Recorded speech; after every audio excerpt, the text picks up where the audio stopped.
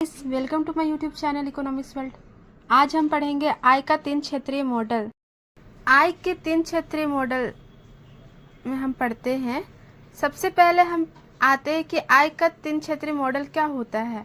तो हम देखेंगे कि आय का 3 क्षेत्रीय मॉडल, इसमें से हमारा तात्पर्य है कि इसमें हम मुख्य रूप से सरकारी क्षेत्र को शामिल करते हैं तथा सरकारी क्षेत्र घरेलू क्षेत्र और फर्मों से कर लगाती है, जिसमें सरकार को आय प्राप्त होता है। दूसरा हम देखते हैं कि फर्म तथा घरेलू क्षेत्र द्वारा करारोपण से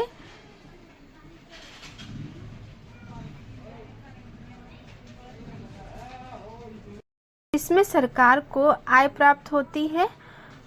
फर्म तथा घरेलू क्षेत्र द्वारा करारोपण से मुद्रा का प्रवाह सरकार को होता है। इसके विपरीत सरकार अपने कार्यों के लिए फर्मों और परिवारों से वस्तुएं तथा सेवाएं खरीदती है, जिसके लिए सरकार को मुद्रा में भुगतान करना पड़ता है। इससे मुद्रा का प्रवाह सरकारी क्षेत्र से फर्मों तथा घरेलू क्षेत्र में होती है। इसके अतिरिक्त सरकार अपने फायदे का कुछ हिस्सों का लाभ फर्मों तथा परिवार को प्रदान करती है। सरकार फर्मों को सब्सिडी प्रदान करती है तथा घरेलू क्षेत्रों को वृद्धा पेंशन, बेरोजगारी भत्ता, बीमारी आदि में मदद करती है। यदि इसके लिए कभी सरकार की आय कम होती है तो सरकार या तो नए नोट छापती है या वित्तीय बाजारों से उधार लेती है। इस प्रकार आय का चक्रीय प्रवाह घरेलू क्षेत्र, सरकारी क्षेत्र, वित्तीय बाजारों और फर्मों के बीच होता है। इसे आय का 3 क्षेत्रीय मॉडल भी कहते हैं। आइए हम इसे ग्राफ के द्वारा समझते हैं। इस ग्राफ में एक जगह परिवार दर्शाया गया है, वित्तीय बाजार तथा फर्में।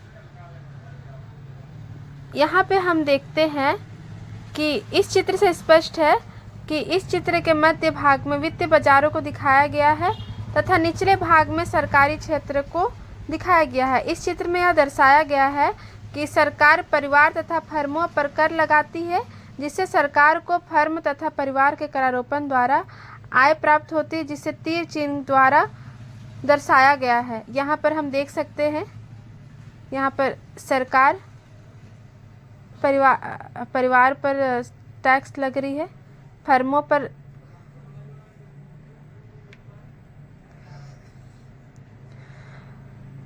तथा यह भी दिखाया गया है कि सरकार इसके विपरीत अपने परिवारों तथा फर्मों से अपने कार्यों के लिए वस्तुएं तथा सेवाएं खरीदती है। इस प्रकार मुद्रा का प्रवाह फर्मों तथा परिवार क्षेत्र सरकारी क्षेत्र की ओर तथा सरकारी क्षेत्र से घरेलू क्षेत्र परिवार क्षेत्र की ओर प्रवाहित होती है। इस चित्र में सारा कुछ स्पष्ट किया गया है। इसके अतिरिक्त सरकार आजकल फर्मों तथा परिवार को विभिन्न प्रकार के लाभ प्रदान करती है। जब सरकार को की करों की आदि प्राप्त आय में कोई भी बचत होती है तो यह सीधा वित्तीय बाजारों में चली जाती है या चिन्ह के द्वारा। परंतु जब सरकार की करों आदि से प्राप्त आय उसके व्यय के बराबर होती है तो सरकार बजट संतुलन होता है। किंतु जब सरकार का आय व्यय उसके आय से अधिक होता है तो घाटे का बजट बनता है। तो ऐसी स्थिति में सरकार नए नोट नहीं छाप सकती है, वो सरकार को वित्तीय बाजारों से उधार अथवा ऋण लेना पड़ता है, जिससे चित्र द्वारा हम स्पष्ट किया गया। इस चित्र में हम स्पष्ट रूप से देख सकते हैं। आइए हम अब इसके निष्कर्ष में आते हैं। इसका निष्कर्ष हम इस प्रकार पाते हैं कि अर्थव्यवस्था को सुचारू रूप से चलाने के लिए मुद्रा का प्रवाह होना अति आवश्यक है।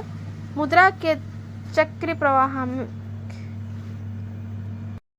इसका निष्कर्ष हम इस प्रकार पाते हैं